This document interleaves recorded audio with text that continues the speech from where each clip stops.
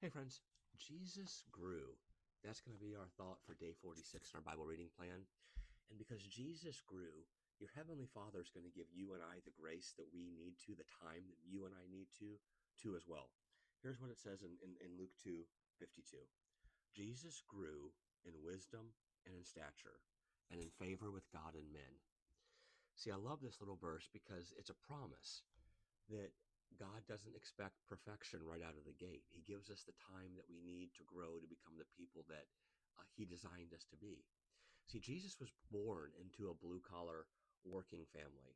He was either a carpenter or a stonemason, and he probably spent some time working on Herod's temple, which eventually would become kind of a centerpiece for some of Jesus' stories whenever he was in Jerusalem. He's probably spent time working on it. He grew up around rough people. If you've ever spent time around carpenters, right, or mechanics, right, they're everyday people. They're earthy people. They sometimes use non-church approved language, right? Maybe it's why he seemed to have a soft spot for them as his ministry would play out. But I love that it says that he grew in four key areas. He grew in wisdom. He not only became smarter, he knew how to use the knowledge that he had obtained. See, that's the benefit to growing up working. You learn a thing or two that's it's just not found in textbooks.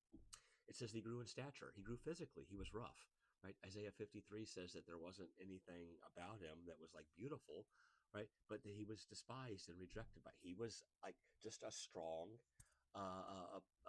type.